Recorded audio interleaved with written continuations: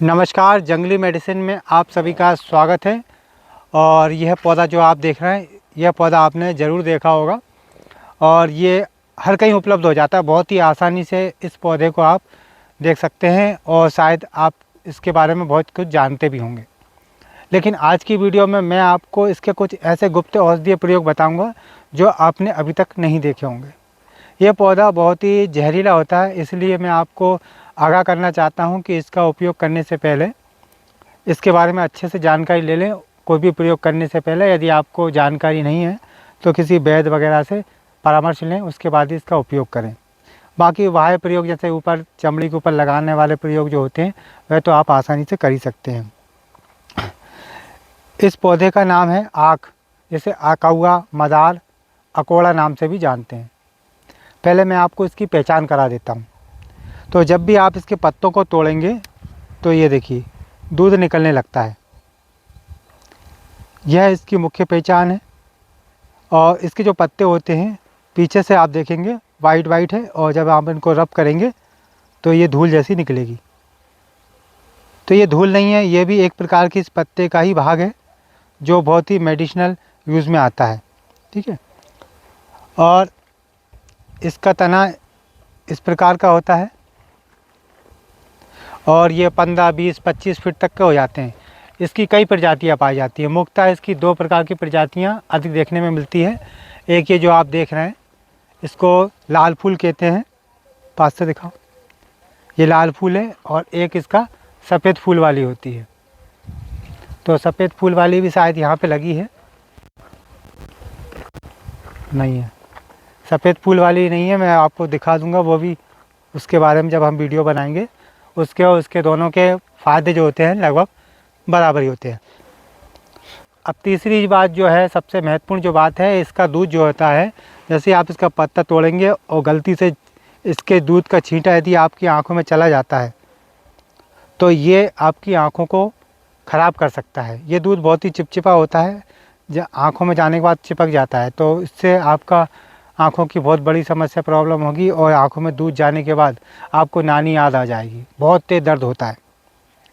तो इसका भी मैं उपाय बता देता हूँ आपको। यदि आँखों में इसका दूध चला जाता है तो तुरंत गाय का घी आँखों में लगाने से आराम मिल जाता है और उसके बाद अपने डॉक्टर को आप दिखा सकते हैं, तो आपकी आँखें ख़राब होने से बच जाएगी। अब आप सोच रहे होंगे कि इसका दूध लगा तो अचानक एकदम से घी कहाँ से लाएं, नहीं मिल पाएगा। तो आप कहीं भी आस पड़ोस में जाके घी नहीं मिले तो आप कोई भी तेल वगैरह आँखों में डाल सकते हैं, जैसे नारियल का तेल या सोयाबीन का तेल। यदि कोई भी चिकनाहट वाली चीज़ आँख में डालेंगे तो आपकी आंखें ख़राब होने से बच जाएंगी। ठीक है। इसका कैसे ऐसे ही यूज़ नहीं करना है, किसी प्रकार से इसका ऐसे ही यूज़ नहीं करना है। इसको शुद्ध करके इसका यूज़ किया जाता है। तो इसके फल मैं आपको दिखाता हूँ। इस पर इस प्रकार के फल लगते हैं। ये आंकड़े के फल हैं। और जब आप इसके फलों को तोड़ेंगे तो इस प्रकार की रुई निकलती है और इसके अंदर इसके बीज होते हैं। अभी ये सूख जाएगा। जब ये सूख जाता है तो हवा में बहुत दूर दूर तक उड़ जाता है और साथ में इसका बीज भी उड़ के जाता है। तो उससे क्या होता है कि अलग अलग जगहों पर इसके बहुत सारे पौधे उत्पन्न हो जाते हैं। इस पौधे को कोई भी पशु पक्षी खाते नहीं हैं। कारण यह है कि क्योंकि ये जहरीला होता है। पशु पक्षी जानते हैं कि ये जहरीला, इसलिए खाते नहीं हैं। ठीक है। लेकिन आयुर्वेद में इसकी बहुत ही प्रशंसा की गई है। आयुर्वेद में इसको एक दिव्य औषधि माना है और इसकी सैकड़ों प्रकार की दवाएं बनाई जाती हैं और इस पर जितना विचार किया जाए उतना ही कम है। अलग अलग क्षेत्रों में इसको अलग अलग नाम से जाना पहचाना जाता है। तो इसका जो वनस्पतिक नाम है वो है कालोटोपिक जिगांटिया। और आपके क्षेत्र में इसको क्या नाम से जानते हैं आप हमें कमेंट करके ज़रूर बताइएगा। और यदि कोई प्रयोग जानते हैं तो वह भी आप बता सकते हैं। तो चलिए मैं आपको अब इसके प्रयोग बताता हूँ। यह जो आप फूल देख रहे हैं, ये जो ऊपर का जो बिना खिला हुआ फूल होता है वो लौंग होता है। तो इसको आपको तोड़ लेना है। ऐसे करके आप तोड़ लीजिए और 50 ग्राम फूल ले लेना है आपको और लगभग 7-8 ग्राम काली मिर्च ले लेना है। और काली मिर्च दोनों को मिलाकर अच्छे से घुटाई करके मटर का जो दाना होता है, चने का जो दाना होता है, उसके बराबर आपको गोलियां बनाकर रख लेनी है। 1 से 2 गोली गर्म पानी के साथ सुबह शाम लेने से सभी प्रकार के श्वास रोग पूरी तरह ठीक हो जाते हैं। कुछ दिन के प्रयोग से आपको हमेशा के लिए लाभ मिलेगा। और इसका दूसरा प्रयोग है, इसके जो पौधा होता है, इस पौधे की जो जड़ होती है उसका छोटा सा भाग आपको निकाल लेना है। पौधे को नुकसान नहीं पहुंचाना है, जितनी आपको आवश्यकता है। उस जड़ का जो छिलका है वो निकाल लीजिए और उस छिलके में इसका जो दूध निकलता है उस दूध को डालकर छिलकों को भुगा लीजिए। मतलब दूध और छिलके को दोनों को आपस में मिला कर उसको सुखा लेना है। जब सूख जाए तो उसका बारीक चूर्ण बना लीजिए।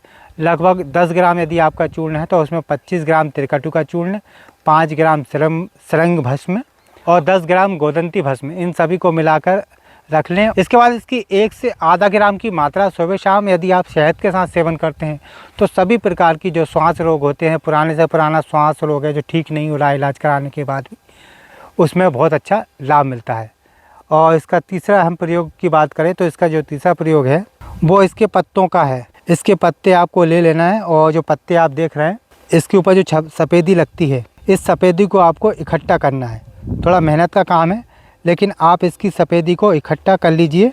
और जो बाजरा होता है या फिर मूंग की दाने होते हैं तो उसके बराबर बराबर इसकी गोलियां बनाकर आपको रख लेनी है। और एक एक गोली सुबह शाम पानी के साथ खाना है और ऊपर से एक पान का पत्ता खा लीजिए। इससे 2-4 दिन में ही जो भी श्वास रोग है, सांस फूलने की समस्या है या अन्य प्रकार के रोग है, वो ठीक हो जाते हैं। सभी प्रकार की खांसी या श्वास रोगों को दूर करने के लिए एक प्रयोग और है। इसकी जो जड़ होती है उस जड़ को काट के सुखा लें और सुखाने के बाद उसको जला दें और उसका केवला बना लें। उस केवले को पीस कर बारीक महीन चूर्ण कर लें। 1 से आधा ग्राम की मात्रा में शहद मिलाकर सुबह शाम सेवन करने से सभी प्रकार की खांसी, श्वास रोग ठीक होते हैं। पुरानी से पुरानी कोई खांसी है और ठीक नहीं हो रही, काफ़ी इलाज करा लिया है, कफ निकलता, कफ वाली खांसी है, हरा पीला जो बलगम निकलता है, दुर्गंध युक्त निकलता है, उसमें बहुत ही अच्छा फ़ायदा करता है। इसके लिए आपको क्या करना है, इसकी जो टहनी है ये सॉफ्ट वाली टहनियाँ, यानी कि ये वाला हिस्सा आपको तोड़ लेना है इतना इतना। इसकी कोमल कोमल जो टहनियाँ है उसको तोड़ लेना है और इस टहनी को तोड़ लेना है। और उसके बाद जैसे ये टहनी और फूल इस प्रकार से आपको तोड़ लेना है और 2 से 3 ग्राम की मात्रा, मान लो इतना आपने ले लिया तो इसको आप घी में तल लीजिए और घी में तल के उसमें गुड़ मिलाना है। गुड़ मिला के मतलब एक पाक बन जाएगा आपका और उसका रोज़ सेवन करना है। इससे आपकी सभी प्रकार की पुरानी खांसी ठीक हो जाएगी। किसी किसी को ये सूट नहीं करता तो उस बात को आप ध्यान रखें। यदि कहीं पे सूजन आ गई है, चोट लग गई है, दर्द है, और तो वहाँ पर इस पत्तों को लेना है। पत्तों के ऊपर किसी प्रकार का सरसों का तेल या नारियल का तेल लगा कर गर्म करना है और वहाँ पे बांध देते हैं तो उससे सूजन ठीक हो जाती है। और ऐसे ही इसके और भी काफ़ी सारे प्रयोग हैं। यदि दांतों में कीड़ा लगा है, दर्द है, तो वहाँ पर इसकी मदार के जो पत्ता होता है उसकी टहनी को तोड़ के और ये दूध रहता है, इस दूध को दर्द वाले स्थान पर लगा देने से बहुत ही अच्छा लाभ मिलता है, वहाँ का कीड़ा नष्ट हो जाता है। लेकिन ये बहुत ही सावधानी से करना चाहिए। यदि दूध ये पेट में चला जाता है तो आपके लिए नुकसानदायक होता है। देखिए मैं लगा कर भी दिखा रहा हूँ आपका, ऐसा करके आपको लगाना है और फिर अच्छे से मुंह धो लेना है। थोड़ा अजीब सा लगेगा लेकिन बच्चे की पहुँच से इसको दूर रखना, नहीं तो आपको नुकसान हो सकता है। या फिर इसकी टहनी से ऐसे टहनी लेकर ऐसे आप दातुन भी कर सकते हैं। यदि कोई कीड़ा वगैरह काट लेता तो इसके पत्तों का रस वहाँ पे लगा देने से आराम मिलता है। वैसे इसके और भी काफ़ी सारे फ़ायदे हैं, लेकिन कोई भी प्रयोग आप करते हैं तो मैं आपसे रिक्वेस्ट करता हूँ सावधानी पूर्वक करें, वरना आपको हानि हो सकती है। यदि आप भी इसके कोई वनस्पति प्रयोग जानते हैं तो कमेंट द्वारा आप बता सकते हैं। उम्मीद करते हैं आज की जानकारी आपके लिए लाभकारी रहेगी। वीडियो को लाइक करें, शेयर करें और हमारे चैनल को सब्सक्राइब करें। आपको फिर मिलते हैं एक नई जानकारी के साथ एक नई वीडियो में। नमस्कार।